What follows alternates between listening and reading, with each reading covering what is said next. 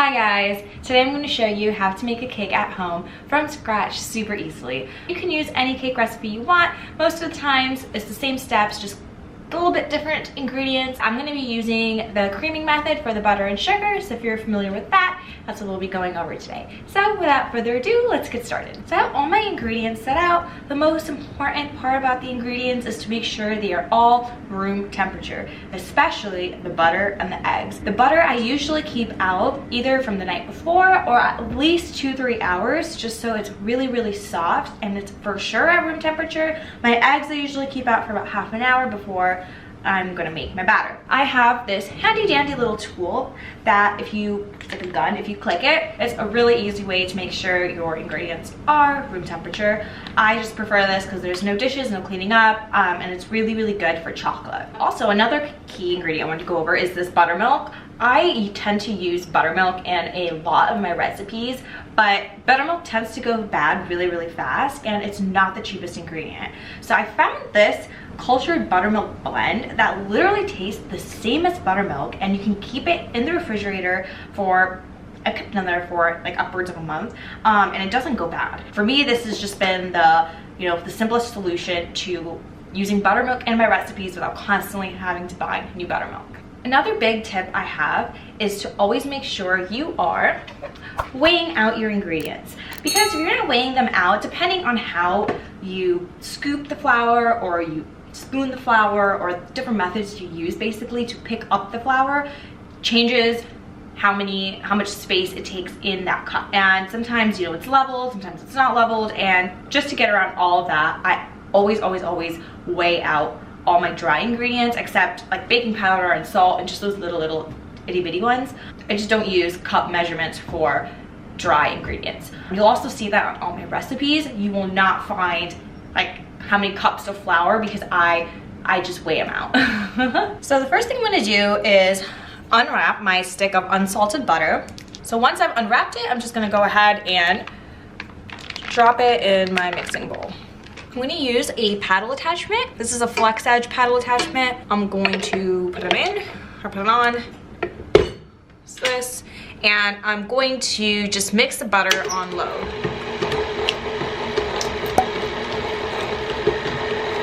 I'm actually going to turn up the speed now a little more and just get it really fluffy. This is what my butter looks like right now. Let me see if I can get a better shot. So this is what it's looking like right now. Slightly fluffy, not too crazy. So what I do now, just to avoid dishes, is I'll put this mixing bowl on my scale. So what I'm gonna do is I'm gonna put this on the scale. I'm gonna zero my scale to my mixing bowl with the butter. So now that it's zeroed, I'm gonna go ahead and add my white sugar to the butter. And this way I know exactly how much I'm adding while I'm adding the sugar. And I have no extra dishes. So this recipe is calling for 300 grams of sugar. So I'm just gonna go ahead and keep adding sugar till my scale is at 300. Now we have our 300 grams of sugar in here. So I'm gonna go ahead and attach this back to my mixer. So now I'm gonna put down my paddle attachment and I'm gonna mix this first on medium and then on high. So I'm gonna do this for about 5 minutes, making sure to scrape down the bowl in the middle. This is what the sugar and butter mixture looks like right now. I'm just gonna scrape the sides of the bowl. It's been about 2 minutes and it still needs about 3 more minutes to really cream together, and it should be really light and fluffy. It's been a little longer than 5 minutes, but I would say that my butter and sugar are somewhat creamed together or kind of creamed together. I never really know when the step is fully finished, but it usually looks like this, and the finished product tends to be okay. I'll give you a closer look. So it looks like that. It's very light. It's like, that's what it looks like when you press it against the bowl. If I put it between my fingers, you can feel the sugar, but it's ever so slightly, so you shouldn't really be able to feel the sugar granules really coarsely, if that helps. So I'm gonna go ahead and break 1 egg at a time and add it into our mixing bowl. I have my egg, and I'm gonna go ahead and just pour it into my mixing bowl. I'm gonna put this back onto my mixer, and I'm just gonna mix it again on like lowish, medium. until it's fully incorporated.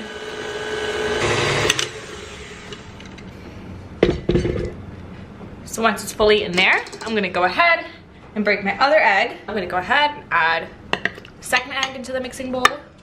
Put it down, and again, mix on medium to low until it's fully combined. So I'm gonna take our last egg, I'm gonna add it into our mixing bowl. I'm gonna close it and start it again. Once our batter is nicely mixed, I'm gonna go ahead and add the vanilla to the mixture. This recipe calls for 1.5 teaspoons of vanilla, so I'm gonna go ahead and add that. And I'm just gonna go ahead and mix again.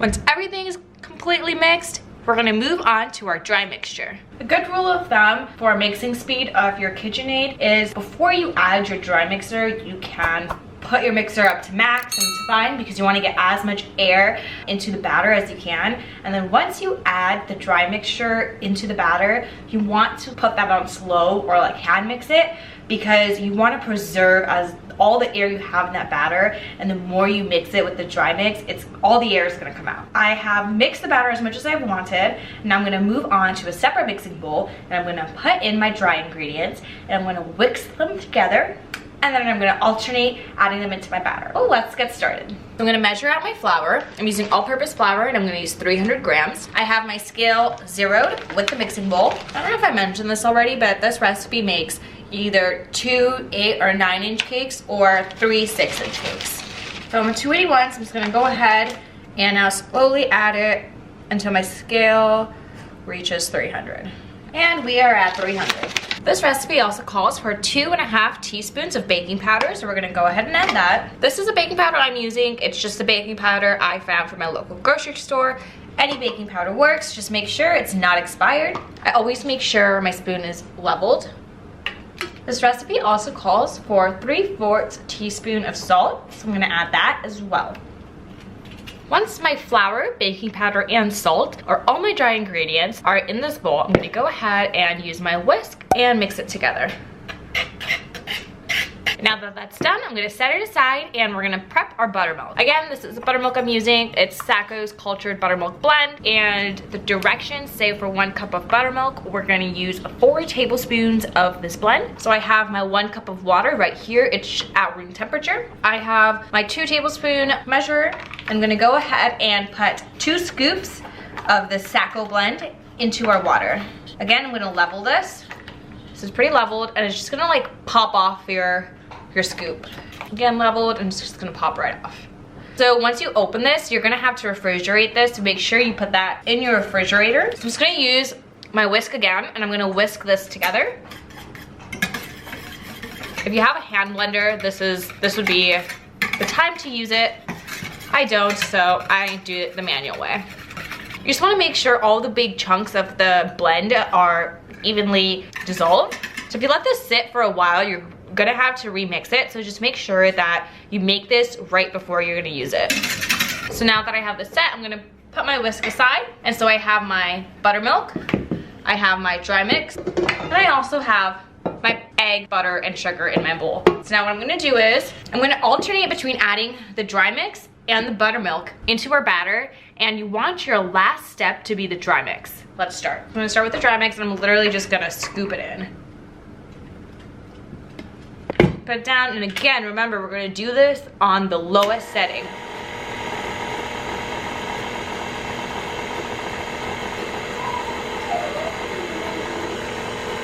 And as that is mixing, and I see that it's almost mixed, I'm gonna add a little bit of buttermilk. So I just added some buttermilk. I don't know if you can see that. I'm gonna do it from the side this time.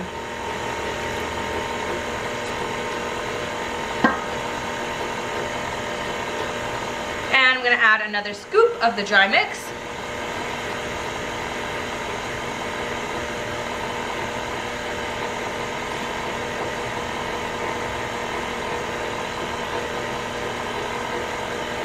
And again, more buttermilk.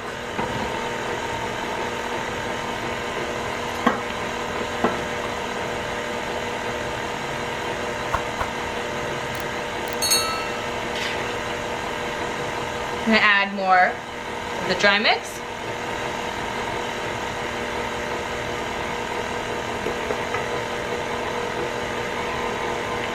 I'm gonna finish off my buttermilk.